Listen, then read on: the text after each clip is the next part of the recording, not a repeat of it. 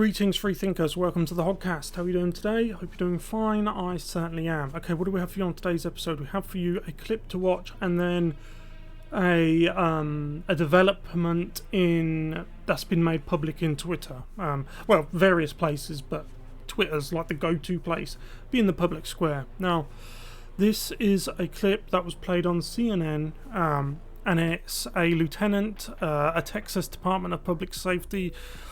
And it's a bad issue. Look, we all know that what happened is a catastrophe. Yeah, like just it's horrendous what happened. And we know that police are often in between a rock and a hard place.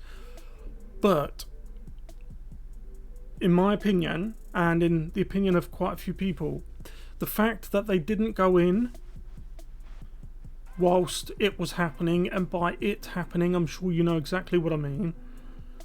Because in his own words, which we're going to play in a second, that it could have been too dangerous, you know, the officers could have got hurt. The obvious answer to that is, why did you sign up to be a police officer? We know it's a tough job. We know that often it's a thankless job. But if you aren't prepared to put your life on the line for the young, very young and innocent, who have their whole lives ahead of you, who are never going to get to be your age, right? And all of the things you got to experience that they aren't going to experience. If you're not willing to do that, what are you willing to do? Where's the line? But it gets worse, because when we go to cover some of the other breaking developments after we've watched this clip, turns out that some of the parents were actually put in handcuffs, restrained, and worse, when they were trying to get into the school, as the active pow was still happening, because they wanted to protect their children. They wanted to get to their children. But the same officers who wouldn't go in there in case they got hurt began roughing the parents up.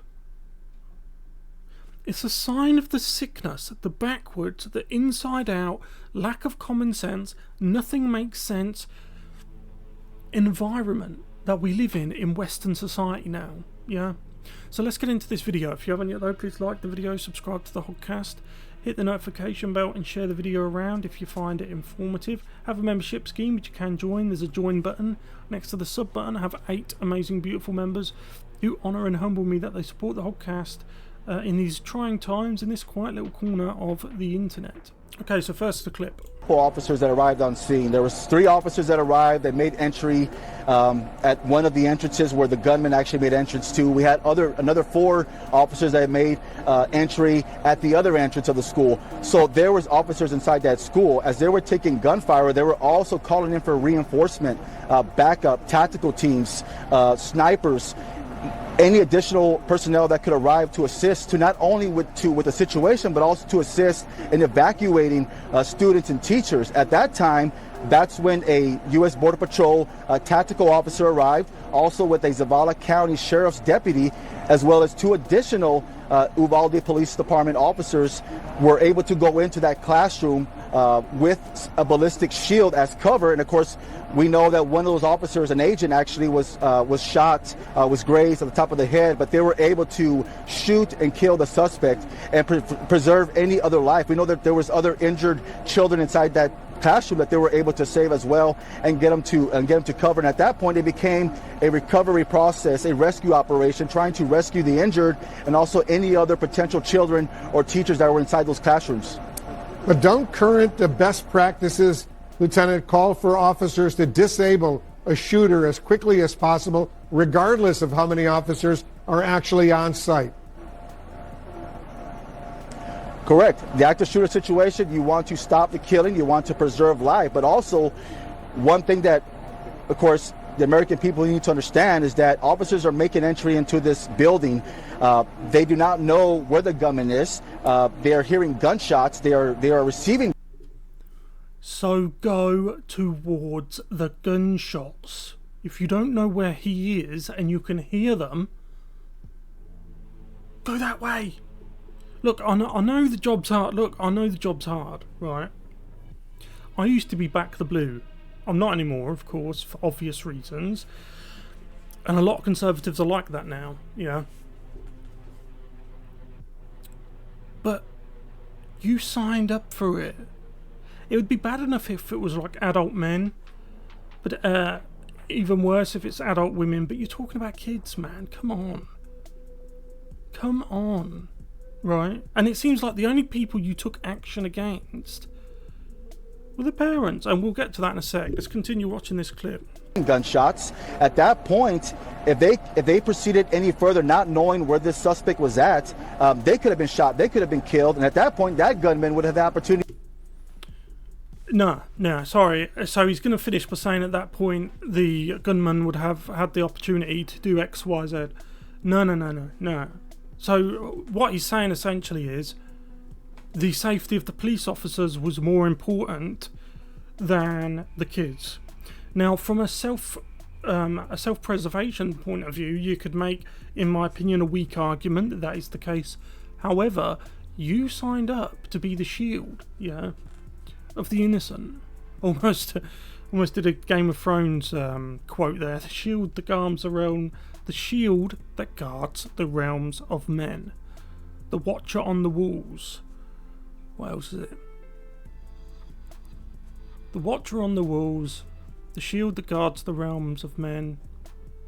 I shall father no sons. I shall take no wives. For this night and all the nights to come. Yeah, I'm a brother of the Night's Watch now. The Night's Watch would have probably done a better job than this guy, in my opinion. So, getting back to the case. Look, you signed up, and if you're not prepared to put self-preservation aside, if you're not prepared to put the lives of children ahead of your own life as a police officer, then maybe you should have stood aside and let the parents try and rescue their own offspring, man. I mean, what's wrong with you? So let's go on to these developments that I was speaking about, concerning developments. I don't 100% know the veracity of it. Seems legit. You can make your own mind up. So let's take a look. Okay, so feast your eyes on this. So I saw this from Sagar Enjeti, although someone had retweeted his comments, and he seems quite popular, he's followed by a lot of people, so I'll give him a follow. So a mother from the town in Texas was placed in handcuffs by federal marshals on scene for attempting to enter the building to get her child. Another man was tased for essentially the same thing, although he was trying to get his kid off of a bus. All while the man in question, Salvador, was alive inside doing some quite bad things. So let's take a look. The agency said 2 police officers engaged with the man, or the beast, the demon, as he reached the classroom where he barricaded himself, and both were shot and wounded. After the confrontation ended with the beast, school buses began to arrive to transport the students from the school, according to Miss Gomez. She said she saw police use a taser on a local father who approached the bus to collect his child. Do you see what I mean? We've reached the point, and it's been like this for a while, but I think not many people actually notice this, although as time goes on I think people are waking up to it. The Western Hemisphere, it's not just the United States, it's the West. We've allowed ourselves to be manoeuvred by weak men into positions. See, this is the thing, when you allow weak men to have positions of leadership, you get bad things happening. So we've allowed ourselves to be manoeuvred into a position where policing is seen to be whoever's easiest to arrest. This is why the truckers in Canada got stomped on. Elderly women at that gathering were stomped on by police cavalry.